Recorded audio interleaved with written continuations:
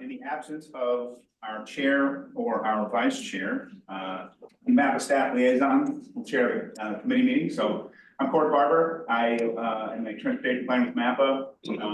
I call this meeting to order at 10:07 a.m. So, anyone? It's the other tab, the live stream tab. Oh, that's very good. Can I close that tab? Yeah. You can close the windows, but you There we go. can. It's like, that's just. Live stream. Okay, very good. All right, now we're back. So first, this meeting of the of MAPA's Transportation Technical Advisory Committee will be conducted in the Nebraska Open Meetings Act. For reference, it is on the wall of the boardroom back over here. We'll start off with introductions. As I said, I'm Court, I'm a transportation planner with MAPA. Rachel. I'm Rachel Getch. I'm also transportation planner with MAPA. Michael Blank, transportation planner at MAPA. Sherry Levers, grant administrator at Omaha Metro Transit. Morris Etching, Nebraska DOT District 2. Chris Wassner, City of Omaha Public Works. John Krager, City of Bellevue. Eric Williams, Copy NRD. Pat Doss, La Vista Public Works. Damian Stern on DOT District 2. Curtis Nozzle sitting in for Craig Walker for NDOT. Jared Walker, I will be the new Craig Walker on Monday. Vicky Kramer in DOT. Ben Cox, Council of Public Works. Mike Overson, Napa. Evan Carter, City of Omaha Planning. Rich McFall of Nebraska VR, also chairperson for the Coordinated Transit. Carlos Morales, Napa. The back. Lee Myers, AARP. Laura Heilden, MAPA. Christina Brownell, MAPA. Mia Haschenberger, MAPA. This is Mia's second day. Join us in welcome her to our presentation. And then if anybody online would like to unmute and introduce themselves, no Scott pressure. Sewer, Iowa DOT. Travis Holm, Iowa DOT Systems Planning. Austin Rouser, City of Omaha. Melanie Davis, co-chair of the Coordinated Transit Committee with Rich. Dakin Schultz, FHWA, Iowa Division. Kane McClellan, NDOT. Lindsay Button, MAPA. Jim Borner, MAPA. John Green, ENA.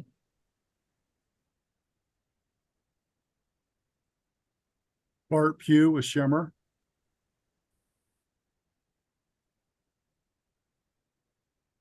Okay. Thanks, everybody. So the first item on the agenda is approval of the minutes from the March 2nd meeting. We are 1 short of having a quorum, so we're 9 out of 10. So we can't actually take action on the minutes. But if there are any adjustments to the minutes before we bring these back next month, if you'd like to let me know now, otherwise you can send me an email, that sort of thing. But any issues that you saw with the minutes? I think there was one thing in there. There was a new public works person from the city of Bellevue, and we didn't actually capture her name on the minutes, so we might want to get that from Bellevue to add her to the. I'd have to write it down. Sure. All right. Her first name's Shane. Okay. All right. Yeah. Well, I'll shoot you an email and Okay. we'll make that addition to the attendance roster. Other than that, any questions, comments about minutes? Okay, and we'll hold that over until the next meeting. The next item on the agenda, which we weren't going to be able to take action on anyway, we're working on an update to the bylaws of the CTC, which is a subcommittee of TTAC.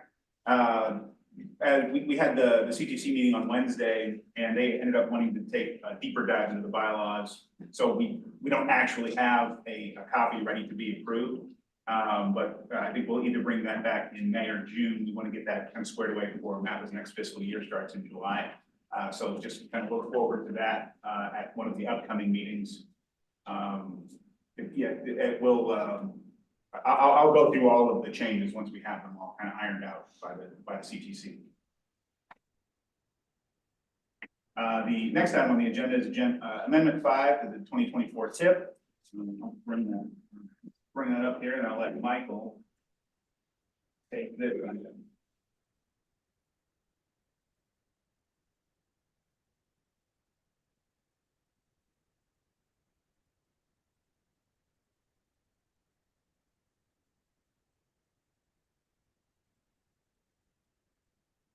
Right, so for projects that have fiscal impact to MAPA specifically from the city of Bellevue, we have the Cornerstone Road, 36th Street to Crook Road Street Road corridor study. The project was added from the previous 2023 TIP with STBG MAPA funding, which was $100,000 for general planning in fiscal year 2024. That was just added from the previous TIP to the current one. We also have two MAPA fiscal impacts. One is the Nebraska 5310 vehicle purchases, which was from FTA funding program in fiscal 2024 for Nebraska agency vehicle purchases. And then we also have a similar thing for the Iowa 5310 vehicle purchases. For fiscal impact in the state, we have the city of Council Bluffs with the 9th Avenue Bridge replacements. This was added as CHBP funding from the state of Iowa with 1.5 million for construction in fiscal year 2025. Then we have two from Iowa DOT. One is along I-29 from Missouri border to US 34. This was as the TIP with about 1 million of HSIP funding programmed for 24 construction. And we also have another one from Iowa DOT, which is I-680 from Missouri River to I-29. This is added also to the TIP with about 90,000 HSIP program funding for construction in fiscal year 2024. So again, we can't actually get an official recommendation from the group, but does anybody have questions or comments about any of the items on the amendment?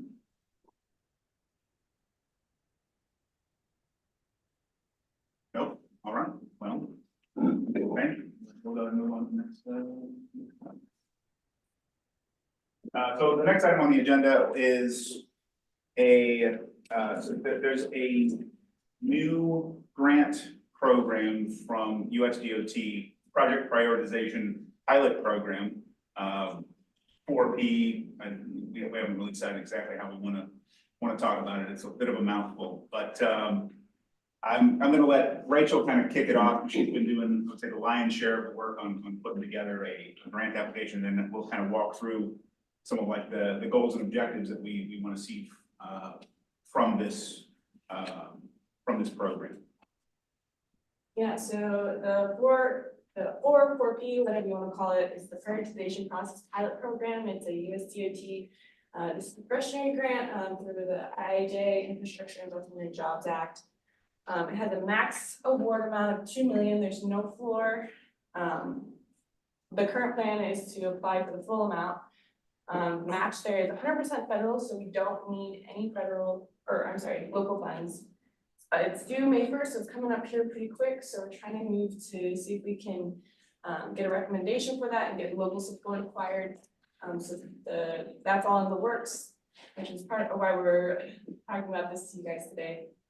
The overall purpose of that is to develop a better prioritization process, project selection process for our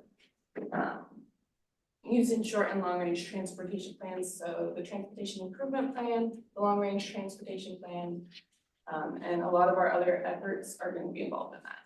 And so the goal there is to just make that more data driven and transparent and accessible to the public. So a lot of what we see is kind of like the current challenges and opportunities around our project selection process and just project prioritization in the region generally is as we've gone through prioritization in the past as part of our LRTP and our TIP call for projects and everything like that. One of the things we would like to take stock of all of the data that's available, that we kind of like both like the data that we have, what we could be using for project prioritization in order to improve our project selection process, as well as being able to do performance management and looking at other grant applications, particularly going after discretionary funding, since there is a fairly large pool of funding available right now through USDOT. The other thing is just helping us to improve planning and prioritization, especially when it comes to project readiness. One of the things that we feel has been challenging in the region is getting projects to kind of a shovel-ready state so that it's easier to go after some of those discretionary programs. And in order to do that, we also want to be able to have we want to be able to complete risk and cost benefit analysis as we're developing these projects to kind of strengthen those grant applications.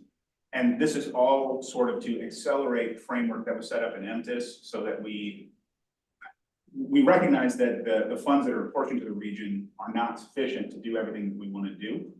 And we want to make the projects in this region more competitive and also kind of bring those better into alignment with the things that Nebraska DOT is doing, as well as Iowa DOT. We're especially partnering with NDOT on this project.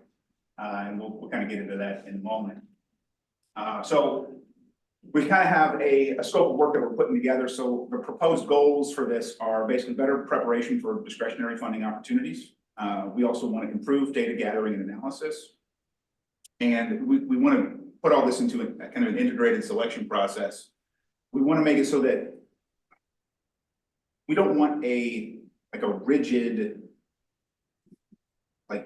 set of criteria and weighting. We want to be able to make that flexible so that as things change in the region, we can adjust and look at the merits of different projects through different lenses and kind of have that as an ongoing process as we move into future plan development. So then as part of that, what we've been working on is kind of a task list of what we see coming out. Like this would be like a high level look at what the work would be. So we'd be looking at kind of the current process and then going into what the new priorities would be, kind of developing a screening and evaluation tool, then also making sure that we're looking at what data we can collect and what we can do, where are our deficiencies when it comes to data and what sources we might be able to acquire. We also want to do public involvement. And then we'd like to develop kind of an external dashboard. If anybody's ever looked at some of the stuff that they're doing in Arizona with their SunCloud software, where you can kind of go in and play around with different metrics and all the different data that's available down there. That's been I guess you could say kind of a goal of ours is developing something similar to that. We also, then there'd be kind of an assembly of the documentation and a report out, and then we want to do kind of a pilot deployment. So I guess if you think about the timing, probably somewhere around the transportation improvement program for fiscal year 27 or 28. And then ultimately this would roll into the development of our 2030, or our long range transportation plan that we'd be putting together in 2030. So there'd be kind of I guess you could say an official deployment by then. We developed that based on kind of our history with some of the recent federal aid planning grants that we've gotten, like just kind of how long it takes to get the award and then get under contract and just like with USDOT and then actually developing the contract with a third party to actually complete the work. So given all the time it's going to take to set all of that up and then do the work and then have the process in place, that's kind of the timeline that we're looking at right now. So it'll be a bit, and the main thing is that this group, TTAC, would be heavily involved in developing the priorities and kind of putting together this process and this tool. We went through and talked to both the TAP committee and PROSCOM about this last week. To kind of just, because they would be involved as well as the existing project selection committees. We didn't have them give us any formal feedback. They didn't, vote on a recommendation or anything like that. We got, I guess you could say, generally optimistic vibes from the TAP committee, and PROSCOM kind of wanted to hold their I guess feedback until we got here to talk in TTAC. And I don't know if anybody from either of those committees would like to say anything at this point, but we'll kind of open it up for general conversation after we've gone through everything. But I did kind of want to open it up to those those committees and let you say anything if you'd like to. I don't know if anybody from PROSCOM or TAPC wants to chime in right now. Yeah, Court, this is Austin. I think, from the PROSCOM standpoint, we just wanted to, we wanted to make sure that from a priority standpoint, that we are still flexible and able to set our own priorities locally, and that, that we're not kind of pushed towards any federal priorities that may not necessarily match what we're trying to accomplish in our region, particularly with the capacity issues we face with automobiles and freight. We want to make sure that those rise and stay towards the top of what our priority considerations are. Sure, thanks, Austin.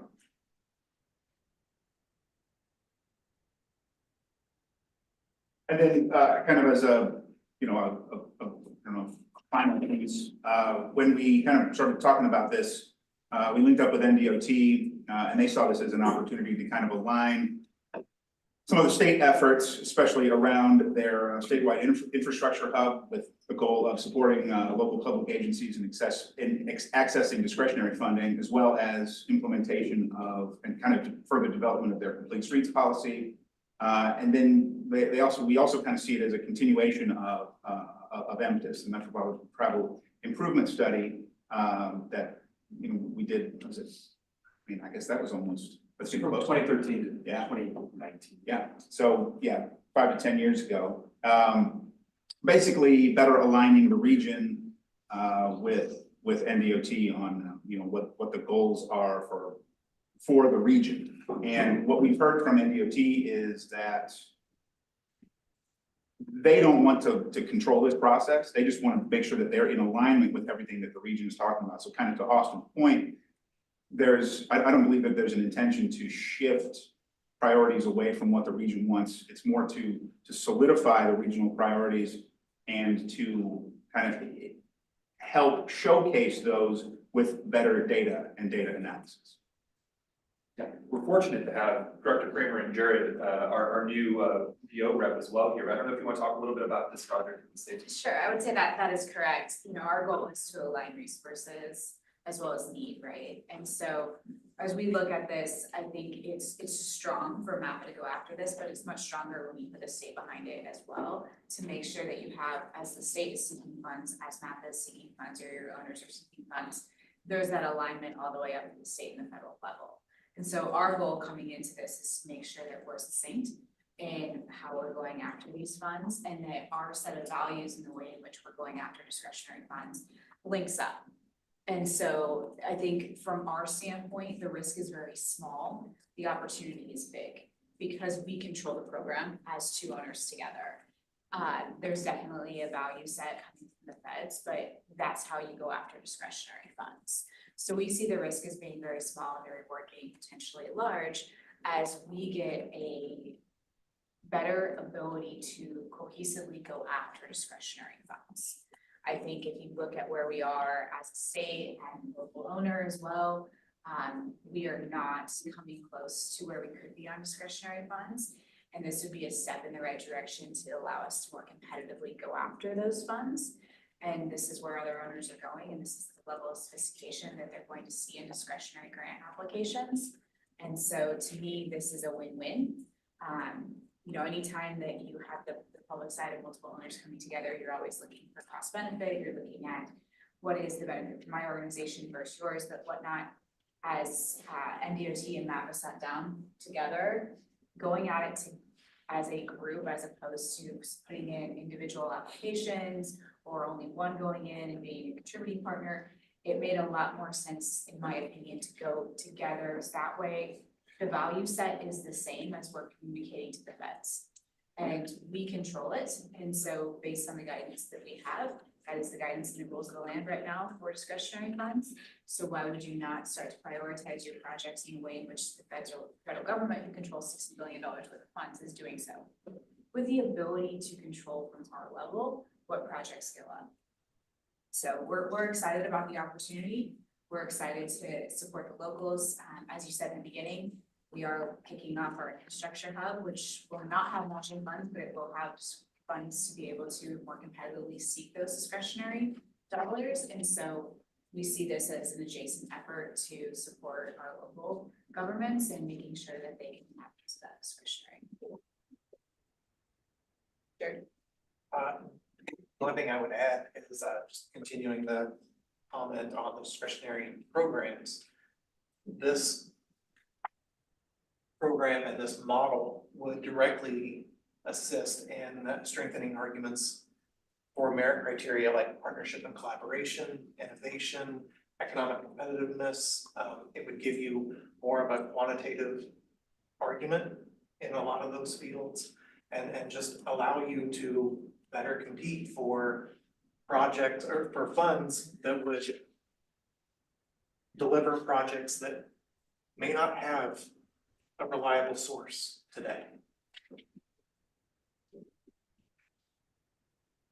Yeah, thanks.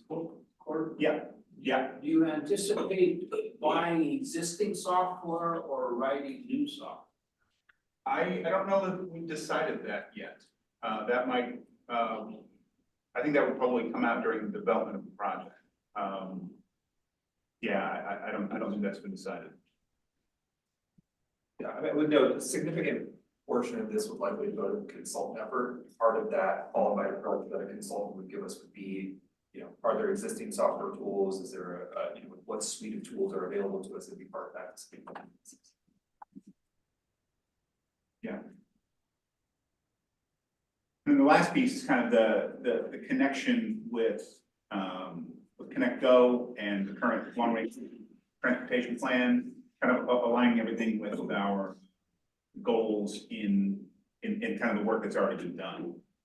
This is just it's basically a continuation of all of the efforts that we've been pursuing since developing MTIS and going through the long range plan when we did it back in 2020, and we're currently developing that now, so that I think there'll be kind of this would kind of help us, I guess, characterize things in the new long range transportation plan, and ultimately the impacts will be felt in the plan that we put together after the one that we're developing now. But I think there'll be a lot of this can provide a lot of input to that process too.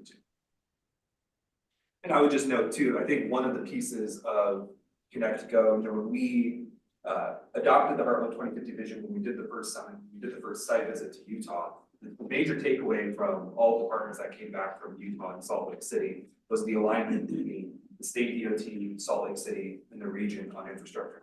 Everybody held up the unified plan from city council people up to the director of the DOT there. And that was been one of the guide stars of MAP's work to date. So if you think about MTIS, you know, when we started talking about an interstate study, we really wanted to make sure that that was a multimodal plan that looked at the entirety of local needs, transit needs, and state needs within the metro area. And I think what we ended up with in MTIS got us towards that vision. I think what we ended up with the partnership of the Greater Omaha Chamber of Commerce and Metro Transit and the state on Connect Go got us closer to that vision. I think this is another aspect of aligning all the partners within our state to really assert our needs. And I think that's part of it, is that to Jared's point about the narrative that's required in these discretionary opportunities. They don't want projects coming out of thin air and in requesting federal funds. They want to see that it's part of kind of a greater body of work of prioritization and community involvement at the local level. And this is a means by which we can do that, not just for ourselves, but for the state of Nebraska as well. And I think on the Iowa side, you know, we have a real significant opportunity to look at sort of the framework that we have from, you know, the urban core piece and the narrative, and how we're talking about that from the infrastructure side of things, the housing side of things, workforce side of things.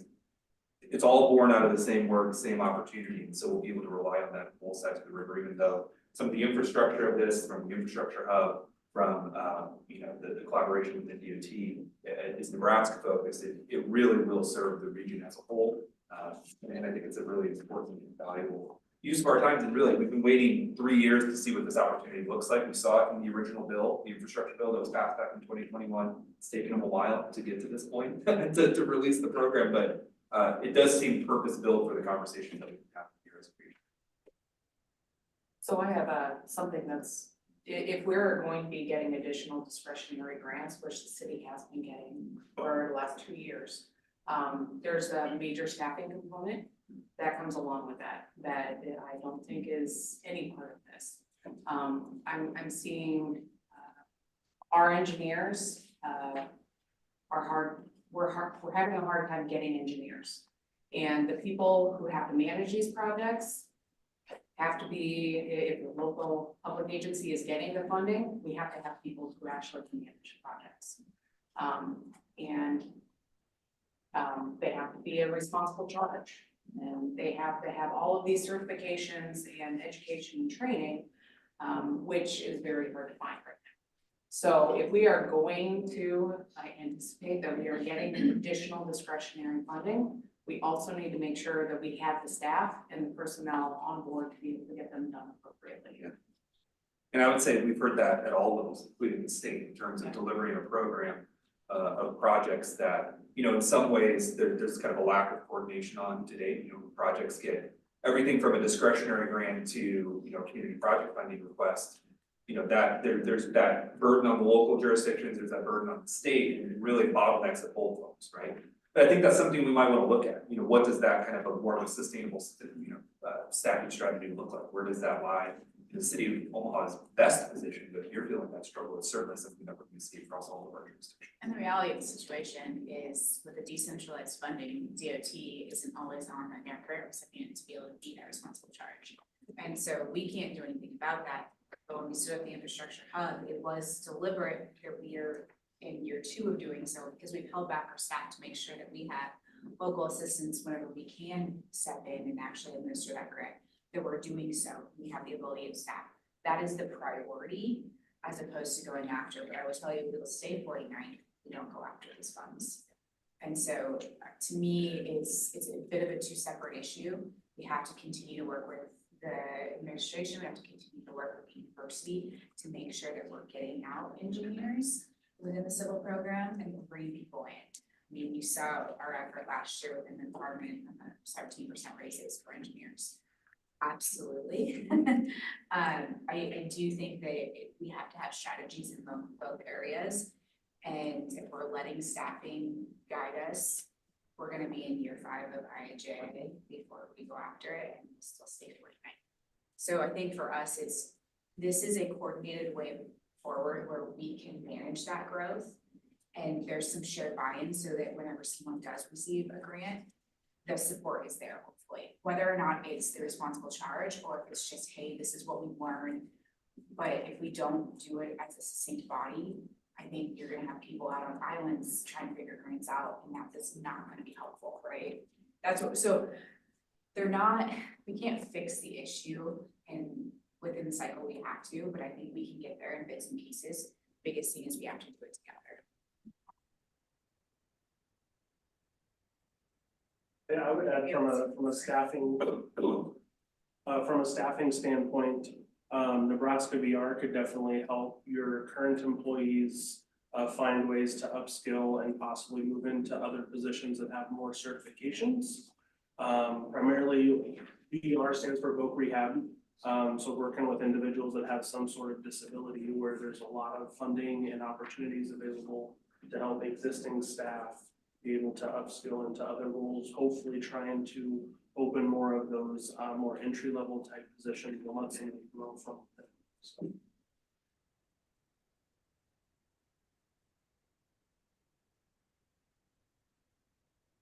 So we wanted to ask TTAC for a recommendation up or down on to MAPA's board on you know, whether MAPA should apply for this grant.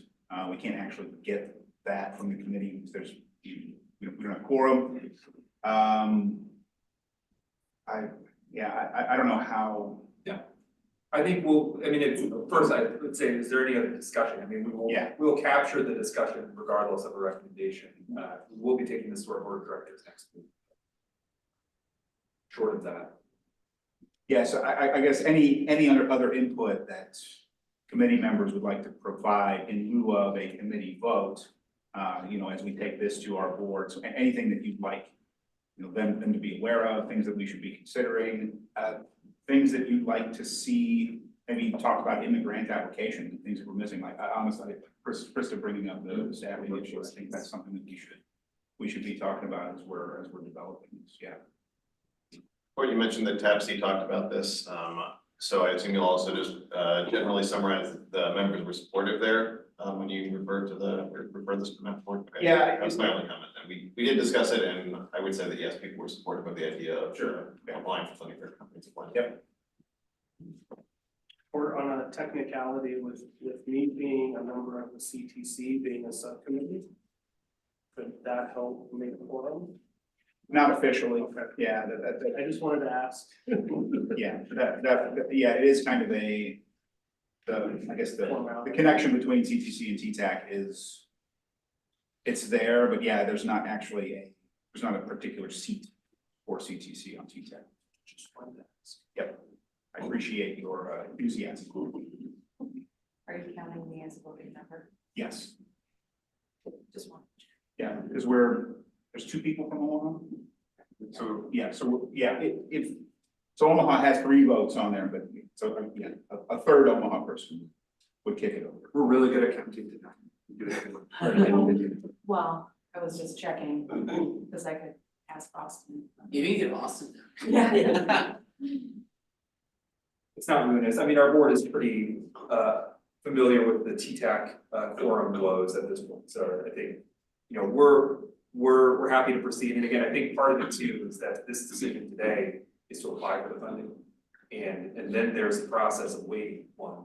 But we'll continue this conversation about this framework, learn more about the infrastructure hub as that gets spun up. And we'll continue to kind of bring the resources back about building this alignment intentionally. Ultimately, when the funds are received, we'll have that opportunity to bring back more detailed scope of work about what we're actually seeking to accomplish, which part of it will be undertaken by MAPA, which part undertaken by the DOT, which part undertaken by consultant effort. And this body will be really important to that. So I have a question. If we don't receive the funding, are we still going to do this? Well, there's still a lot of opportunities. I mean, I think the infrastructure hub in and of itself is a tremendous opportunity. One, for the state to kind of articulate how we want to have this partnership with local government, particularly those that are that have more capacity than others, like those in Douglas and Sarpy County. Director Kramer, I won't put you on the spot, but I mean, there's this aspect of coordination with the legislature about more transformative projects, things like the Nebraska Act.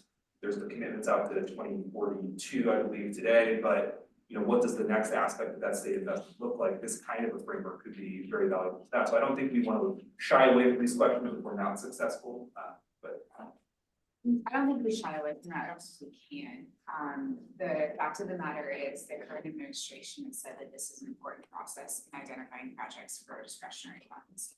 So the politics plays a part here as we move forward. So I think some of the ways in which we will detail this depends on what happens in the funding. That's just the reality of the situation. But our need is there no matter what on the state and the local side. If we were to go forward and get additional transportation funding, you have to show the legislature and stakeholders what you're going to do with said funding, right? I think we would all agree that we do have shortages. The state alone has about $120 million gap in our needs versus what we are currently building out. And so for us, we have to be able to show the legislature what that looks like and the projects in which we be prioritizing. And it's hard for a legislature to say, we'll give you more funding when you're not competitively competing for the funding that's out there. And so it's in showing them in ways in which that's valued, right? They can make that decision if the projects that the federal government decides to fund are not the priorities of the state. That's fine, but at least we've all had that conversation. And if I'm a legislative member, I want to know, are you going after those federal funds that are out there? Because if you're not, why wouldn't you try to take care of yourself there and be competitive? Then come to the state and do the 3-tier sample, right? You have the local, you have the state, you have the federal. And if they choose not to take that federal, then it's based on the values in which we as owners decide.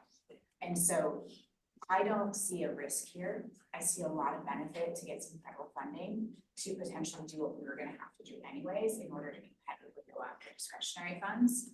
And I think the next stage of this is looking at what other emerging communities have done, like Kansas City, Austin, other areas that are growing heavily in areas that we want to grow too. And so looking at the regional accelerator from America, looking at how other cities are funding growth, I think there's a lot of ways that the DOT can come in and help Omaha in doing so and be a good partner. And that's what you're seeing right now. The number one thing I hear from the federal government is they want to see that strong connection at the state and the local level before they even come into play with large scale funds, whether they be on financing or on a discretionary funding level. And so we wanna make sure that we're positioned to support that. And I don't think right now there's anything that ties us together that shows that partnership. And so I think this is the first step that would feed into potentially a regional accelerator within the infrastructure hub. So we've got it kind of charted out, but to me, whether or not we get this grant, we're going to have to do some portion of this. And so I think if we go at it together, we'll be the most competitive.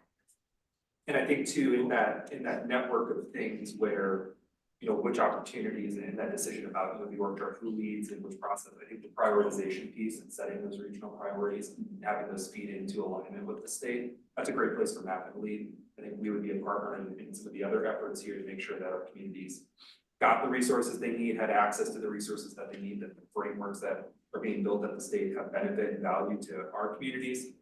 But certainly I think those are opportunities for the state to lead and set up that infrastructure and manage it, just because of that close link both with the administration and the legislature. And so from our perspective, of the, you know, maybe 2 or 3 things that are out there that kind of put us on this direction, this is the piece where as MAPA staff and the conversations that we facilitated made the most sense for us to step.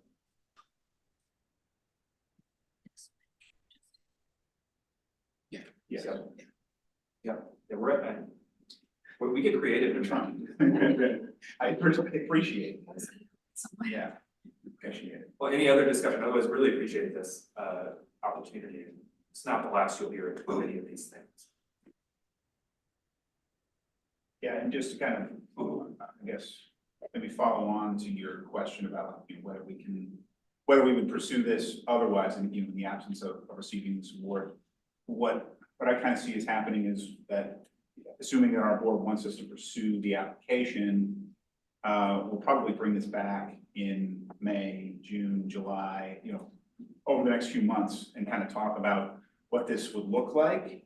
And I would very much appreciate if anybody has, you know, questions or, you know, things that they want to have considered in the process, anything like that, that you could send that over to me and we can include those as kind of discussion points as we talk about this, you know, kind of in the between time, and we're waiting to hear if we are actually awarded some of the funding. Because I think that'll kind of help us decide, you know, if we didn't get it, what could we do instead? Like how might we pursue some of these goals just you know, as a region? Like if we needed to try to find another funding source to do it, or if there's some portion of it that we can complete that kind of gets us further down the road, I think that would be very helpful. If there's anything that you'd like to kind of throw at us as far as discussion points go, because I would like to keep bringing this up at TTAC over the next few months. That's kind of my plan for it, so that everybody kind of understands what we're thinking. Because I know right now it is kind of a scramble to just get this grant application because they're due May 1st. So it's an election year, so these no-goes are out on the strike for like 6 to 8 weeks. Yes. And I think the reality of the situation and just the very blunt nature of it is, you're right, they're out for a short amount of time, but there's multiple staggered approaches here that we need this to go into this, to go into this. And the reality of the situation is when the DOT pushed forward with the Nebraska Act, is we had to have a prioritization process to show how we were going to make these projects, right? And so we've had the seed process there. We know we need to refresh that. So we see this as a way to refresh that as well, and making sure that there's continuity among how the cities and the localities would be selecting those projects, as well as the state, so that there's some common set of kind of rules and regulations and guide rails when you go to the legislature, if we would essentially go for additional state funding, what that looks like. It's just much easier for them to understand, say, this is our value set, this is where we're going after, here's how we prioritize our projects. Here's how we give ourselves room to move in this world, because you can't just say, this is project 1, 2, 3, and 4, right? Like that doesn't work. You need to be able to work within the confines of what you're prioritizing. So I think we'll have a good document that gives that clarity, but also allows the flexibility of owners to do the projects. Because I mean, we would have never seen the growth 10 years ago in the areas in which we're seeing this. Okay. Yeah. But I think that's it. Yeah, unless there's any other final comments. I would just add, it sounds like an exciting opportunity of bringing up the Utah example with Envision Utah. Yeah, that's kind of the standard operation across all levels of government. Yeah, really help out. Yep. Iowa DOT has received a request for a letter of support. We're hoping to have some news back to you guys by next week. So. Okay, thanks, Travis.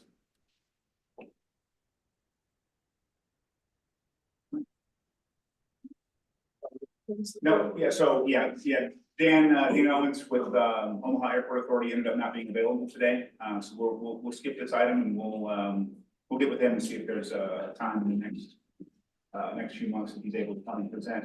MAPA staff we were actually treated to the presentation, and it's pretty cool seeing everything that they got going on in that. And then I want to wait on this as well. So we didn't actually end up getting the quarterly data that we needed to provide the quarterly funding update in time. And I think what we're going to do is we've been doing these basically on the first month of the new quarter to go back and look at the previous quarter. We're going to shift that to the second month because it is kind of tight getting the financial information from the state DOTs in time for the first TTAC meeting of the quarter. So going forward, it'll probably end up being kind of in the middle of the next quarter so that we can make sure that we're getting the data and we're not having to kind of deliver a piecemeal update or anything like that. So we're gonna skip this one as well for this meeting and bring it back next month. And then that just brings us to member agency updates.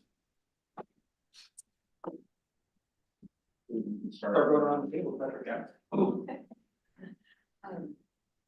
Let's see, since our last meeting, we had some last minute NDOT funding that we were given.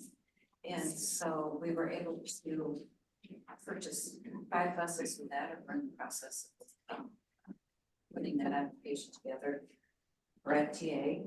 And then also we'll be doing some major renovations to the North Omaha Transit Center as well as West North Omaha needs some new pavement desperately and some fresh painting. That was nice to have that extra fund, those extra funds to work with. Okay. It was Yeah, okay. The 480 bridge project, we finally had the overnight closure of 480 over the river Wednesday night, Thursday morning, and set the overhead side structure. So that's out of the way. We have a little bit more work to do down there, but not a full closure again, we're done. Kennedy Freeway northbound CF, that's done. North Freeway Hamilton to Fort. That's the bridge deck repair overlay with membranes on all the bridges down the North Freeway, Ames, Sprague, Bristol, Guinea Lake, Parker Street, and Hamilton Street, we tore off the whole deck. We're gonna redeck the whole thing. And so that's closed. What else we got? Oh, and we've also started our shuttle service for pedestrians from Hamilton Street, get them around the other side. And also they're starting to the North Freeway itself, 75, they started painting the bridge at I think it's Bristol. They've got lanes shifted over. We've got them down to 2 lanes, shifted out of the shoulder. And they're working their way across that bridge, shifted traffic one way or the other. And let's see, Highway 50, 370 to L Street. Right now, the bridge deck repair and overlay with membrane with the bridge over 370. And we're also going to do that over I-80. We're not there yet. Plus the one over the Burlington Northern, Railroad and the Hill Creek bridges. Once we finish some of these other ones, we'll get to that. Right now, we're at the West Papio and Miller itself. We've shifted traffic to the southbound lanes over that bridge head to head. We're working on the northbound lanes. And that whole thing there, paver repair from Highway 370 all the way down to L.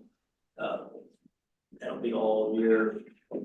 Then when we get all done, it'll be mill and overlay probably next year. Let's see, Dodge Street, 192nd, that work's underway. We've got traffic now shifted into the northbound lanes head to head. We're working on the southbound lanes. We're gonna make that a diverging diamond interchange. I don't know if you know what that is, but they've got one in Lincoln, 48th Street on the west side. Yeah, it's all going up there. Yeah, they've been working on all 4 quadrants right now. Going as fast as we can. We got here. We got a couple starting up, I-80, 60th Street to 24th. Be night work, pavement repair, bridge deck repair, overlays. That's all night work. It's supposed to start the 29th April. So yeah, night work 9 p.m. to 6 a.m. And one other one, I-80 Mahoney Park to Highway 370. We're gonna be installing a median cable guardrail. And that's, I got several more, but they will be starting to roll out. And that's it. Okay, so in this last round of congressional funding, the city of Omaha was awarded multiple different projects. We have one working on Bird Street with Creighton on. We have Midtown Medical received additional funding for the pedestrian bridges over Locomotive and Saddle Creek. And North 24th Street also received additional funding for work that is happening already in that area. We were fortunate enough to be able to get the money for Blackstone reallocated from Farnham Street to Harney because of impacts that it had to the streetcar project. We felt that that funding wasn't going to be usable on Farnham because we already were making improvements there. So we did get that reallocated to Harney Street in Blackstone. Q Street was awarded funding both by HUD and the state. So that's very exciting. We're still trying to figure out what that means exactly. But that one will be coming up. A couple projects in construction that will be impacting your routes to work potentially are 48th Street and Q Street. And 72nd Bridge will be impacting you. So traffic will be slightly changed there. We're rebuilding the bridge south of I-80, so you got your travel. Have you opened up communication, have you opened up communication with HUD on the earmarks that way on the house side? For the most part, our planning department does most of that. If it is HUD funding that is specifically in the right of way, then we'll take that project over. But yes, our planning department has been working directly with that, yes.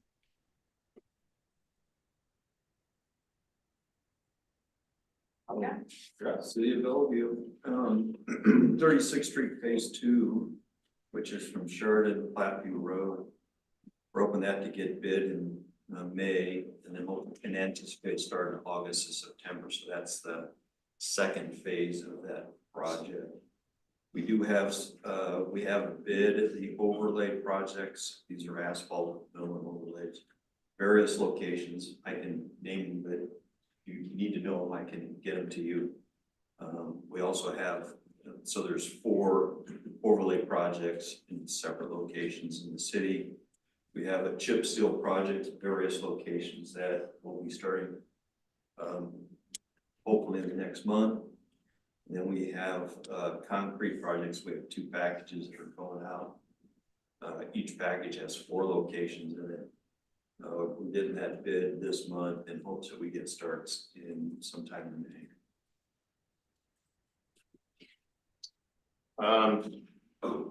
Construction on the Platte River Bridge Trail continues. Slight confusion on some girder stuff. I think we got that sorted, hopefully. That was weird. Elkhorn River Trail Bridge contracts are signed and sent to NDOT. We are awaiting NTP for the consultant to start the design work out there by Maple. So excited about that moving forward. I guess kind of a retroactive update. Western Douglas County Trail was completed 2 years ago. There has been some challenge getting the contractor to submit the final documentation to closeout. And so we appreciate anything NDOT can do to help us get that contractor squared up, because we would like to pay our local contribution rather than rebudgeting again. And 2 years out, they have not turned in what they need to. So Sorry that if there's anything still lingering in anybody's other budgets on that project not being fully closed out, we would very much like to pay and close it. Contractor, please help us close it. Thanks. Yeah, City of La Vista, going through more our local road rehabilitation projects, our UBAS project, we took advantage of the early spring and repair. Our UBAS is Briarwood, which is basically new city center to the junior high school, that'll get UBAS here in May, June. And then our 2024 overlay, which is basically from the junior high or out to 72nd Street from Parkway Boulevard to Giles Road. Pretty sizable package that's was bid awarded or gonna start here just before school gets out. They're gonna be completed by the time junior is back in. And then our East La Vista project, which is the sewer and the roadway rehab, had a great winter. Got a lot of the sewer work done. We're now getting into the complicated complete rebuild of a couple of the local roads on 4 blocks worth. So we'll learn how that works. And then we did, like I said, a bunch of roadway rehab within some of our parks, or Central Ballfield, or City Ballfield Park, and then our Central Park is now all complete new concrete. So come on down and bring your bike. So, I don't usually contribute too much with the future stuff within DOT, but we do have MTIS projects kicking off next year. The first couple projects will be the Q to Giles and N50 West, I-80 westbound off ramp to N50. Those will be the first 2, I guess, major MTIS projects. And I think the following year, I think we just recently advanced Pacific to Dodge will be, technically it's labeled Pacific to Dodge, but it's really center. I think we're expanding it to center to Dodge. Adding a northbound and southbound lane on I-680. So we're kicking those projects off.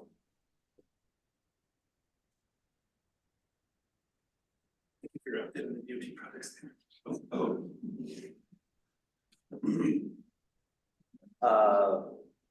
West Graham it's a project that's been around a long time, probably 15 years. We're finally starting design on that project, moving it forward in the federal aid process. Benton Street Bridge is under construction, Stephen Road is under construction. And well, if we can get the amendment approved, we'll start 9th Avenue. So our active mobility plan draft is published. The city of Omaha. Yeah, we'll have one more TAC meeting next week, and we'll be presenting to the mayor in early May. Hopefully wrapping up the project. Through city council to adopt in the next couple months. It'll be up to other people in the plan departments. Yeah, this product is pretty Omaha. Where are you going? WSP. We all there. Yeah. I'm just excited to work. So I would just say thanks to Court for helping us through updating the CTC's bylaws. I think we've got a good idea kind of where we want to move forward, where there were just some extra report references in there that essentially could be on a website and not listed in some bylaws. We kind of decided to take a deeper dive on some of those annual reports, but that's it for me. Cool. I'll just take 2 things. One, we're applying for this PPPP. I hope you guys know. But the other part I just want to announce and make sure people know, we're also trying to push out the federal active transportation improvement program, the ATIP, 15 million in construction funding for network connections and or a spine network for safer biking and walking. If you have anything, let us know. How can we help? How can we help you leverage these outside funds, these discretionary funds, and get these things done? Let us know. The only other thing I'd add, we're back into community project funding season. Krista gave a great update there on some of the latest awards from Omaha. If you, local representatives, anybody are putting in requests for highway trust fund dollars, those are things that ultimately end up tip, just let us know. I think on the project development side, we can do some things with local projects, maybe initiate the projects, get those things started so that in the 9 to 12 months it takes to get those awards, period of performance starts. We want to avoid repurposing as many of these earmarks as we can. It's a very long and protracted process, and the money is worth more now than it is in 10 years. And so let's try to advance it. But part of that's just, let's make sure the planning process doesn't get in the way. We end up doing the tip amendment later on, but projects initiated, you can have that consultant select, you can start some work on the early phases sooner rather than later. You get yourself some more time. So highway trust fund, if you're ticking that box, give MAPA a call, please. I would be more blunt. If you're asking for congressionally directed spending, please let the DOT know. It's much easier for us to communicate with our congressional delegation when we know what's out there. And when we get surprised, it's difficult to navigate and be able to say how successful we are going to be spending those funds. And so I really don't like to be surprised. Would the DOT prefer a 530 form up front, or is it just? I prefer just active communication. Okay. If you're in the near term, then email me, because I'm probably gonna write the letter of support for the director. Okay. Yep. But you're onto the 534 report, that's very important. Sure. That's setting up control numbers, project numbers. Right. We need as much time as we can get. In those 3 years, they come and go really fast. I mean, for all of you, I mean, Krista, you're navigating a number of these right now. It's a stretch getting Vista as well with the 84th Street. It's a stretch to get them done within that period of performance. So we can set ourselves up for success by starting some of this. And I'm gonna be honest, a couple of these we weren't even aware of. So, we've been trying to work with our community agencies who are actually putting these applications in and telling them, please get us involved as soon as possible, so we can make sure that things are aligned appropriately. A couple of these applications actually did go through, and the funding mechanisms that they requested don't work well together. So we had to reformat the scopes for the projects to make them work. So if you are working with any of your community agencies, trust me, it might be a little more work at the front end to help them with the application. It will make your life so much easier in the long run. Well, it's this early coordination piece, right, that Yes. we're trying to get to. I don't think we have the perfect solution, but at least identifying the order coordinating early is definitely in the best interest for everyone. Yes. I've been advising on a number of projects to tick a different box than highway trust fund expenditures. That's been most of my guidance to people, because it's like that project sounds lovely and great, but it's going to be very difficult as a federal project. I think we just need to be honest about it. Great. Have any additional business from anyone? We have to mention some of those site visits. Michael and I was here. Well, a number of folks are going with us to Charlotte, North Carolina for our latest site visit. That'll be in May. And so we're excited to have folks. I know Austin will be joining that group. I don't know, there's a few other folks too. Oh, there you go. That's right. It was like trying to remember. I don't think the list committee member before I left us, so we'll be able to put her on the spot. But this is our latest site visit. We've got a number of things. You know, a lot of them have been very transportation transit focused, talking about these partnerships with local agencies and state agencies and federal funding. And this one's gonna be a little bit different. I mean, they've obviously done a lot of transformative transportation projects, a little bit more economic development focused, a little bit more focused on just kind of the broader community interest. So we're excited to test out that model. Like, if you're ever interested in those leadership exchanges, let us know. We're always looking for folks to join us. Thanks. Anything else for the good of the group? All right, motion to adjourn. You get to adjourn, baby. There you go, wait for that standard. All right, thank you. Have a nice meeting.